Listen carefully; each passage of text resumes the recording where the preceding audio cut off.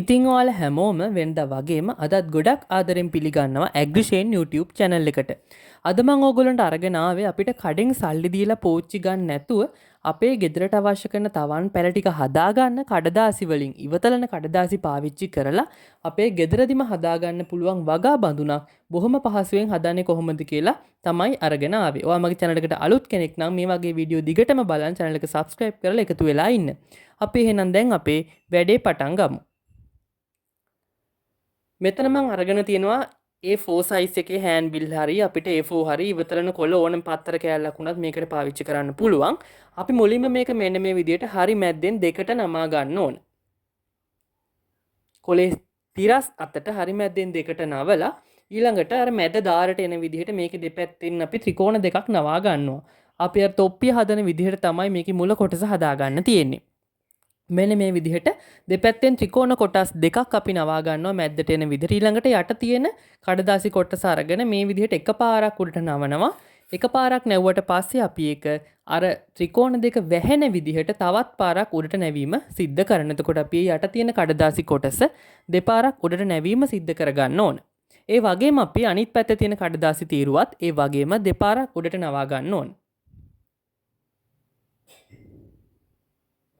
ඒ විදිහට දෙපැත්ත මුරට නවාගත්තට පස්සේ අපිට කරන්න තියෙන්නේ මේ එක පැත්තක තියෙන කඩදාසි කොටස මැද දාලට එන විදිහට නවන්න ඕන. මේක එක පැත්තට නැවුවා නම් අපි අනිත් එක නවන්න ඕන අනිත් පැත්තට. මෙන්න මේ විදිහට එක පැත්තක දාර තියෙන කඩදාසි කොටස අරගෙන මැද තියෙන දාරෙට මෙන්න මේ විදිහට නවා ගන්න තියෙන. මේක හරියම පහසුයි අමාරු දෙයක් නෙවෙයි. මෙන්න මේ විදිහට මේ පැත්ත නවාගත්තට පස්සේ අනිත් තීරුව අපි නවා ගන්න ඕන අනිත් පැත්තට. දෙකම නවන්නේ එක පැත්තට නෙමෙයි. මේ තීරුව මේ පැත්තට නැවුවා නම් අනික අපි අනිත් පැත්තට තමයි නවා ගන්න ඕන. මෙන්න මේ විදිහට තමයි ඒක නැවුවට පස්සේ තියෙන්නේ. ඊළඟට අපි මේක ආයෙත් දෙකට නවලා අර උඩ තියෙන ත්‍රිකෝණ කොටසත් ආයෙත් ඇතුළට නවා ගන්නවා සමචතුරස්‍රයක් පේන විදිහට අපේ දාර ටික හදා ගන්න ඕන නිසා. හරිද? ඔන්න ඒ දාරය අපි හොඳට තද කරලා හදාගත්තට පස්සේ අපිට මේක දිග ඇරලා අපි අර නවපු කොටස් දෙක මෙන්න මේ විදිහට තමයි මේ අපේ මේ තවන් බඳුනේ පෙට්ටි හැඩයක් තමයි තියෙන්නේ.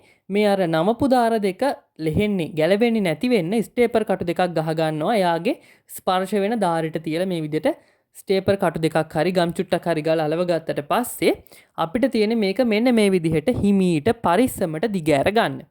දිගෑර ගන්නකොට යටින් මෙන්න මේ විදිහට කොටසක් නැවෙනවා.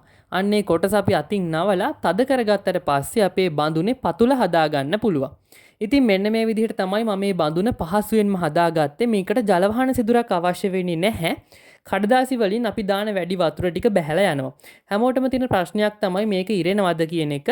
මේක අපිට ප්‍රවේශමෙන් පාවිච්චි කරන්න පුළුවන්. වැඩි වතුර හිමීට බැහැලා ගියාට පස්සේ මේක නැවතත් වේලීම සිද්ධ වෙනවා. මේක බීජ තවන් කරන්න අපි තවන් මිශ්‍රණය හදා ගන්න ඕනනේ. අන්න අපි ඒකට කරන්නේ මතු පිට පස් කොටස් එකකට කාබනික පොහොර එහෙම නැත්නම් වියලි ගොම පොහොර කොටස් එකක් එකතු කරලා මේක බොහොම හොඳින් අපි කලවම් කරගෙන හදාගත තවන් මිශ්‍රණින් අපිට තියෙන මේ බඳුන පුරව ගන්න. අපේ තවන් මිශ්‍රණය මේ බඳුන පුරව ගත්තට පස්සේ අපිට තියෙන්නේ අපි සිටවන්න තවන් කරන්න බලාපොරොත්තු වෙන බීජ වර්ගය මේ බඳුනේ හිටව ගන්න. ඉතින් මේකට වියදමක් යන්නේ නැති නිසා ඕනම කෙනෙකුට පහසුවෙන් Taman ගෙවත්තේදී අත්හදා බලන්නත් පුළුවන්. මෙන්න මේ විදිහට අපිට තියෙන්නේ අපේ බීජ. ඕනම බීජ වර්ගයක් අපිට ගෙවත්තේ නම් මේ බීජ උනත් තවන් කරගන්න පුළුවන්. තව විශේෂත්වයක් තමයි අපිට මේ පැල හිටවනකොට බඳුනෙන් පැලේ වෙන් කිරීමක් අවශ්‍ය වෙන්නේ නැහැ. අපිට පුළුවන් මේ කඩදාසි ඉක්මනට තිරණ නිසා කඩදාසි බඳුන පිටින්ම උනත් ශේෂ්ත්‍රය එහෙම නැත්නම් පෝච්චි අපේ පැලේ හිටව ගන්න. මේ තියෙන සති 3මාරක් ගිය මගේ වගේ තවන් කලින් තවන් කරගත්ත පැල වගේක්. ඉතින් ඕගොල්ලෝ මගේ channel එකකින් මේ වගේ දේවල් දිගටම බලන්න කැමති නම් channel එක subscribe කරලා එකතු වෙලා ඉන්න. වීඩියෝ එක නැරඹුවට බොහොමත්ම ස්තුතියි.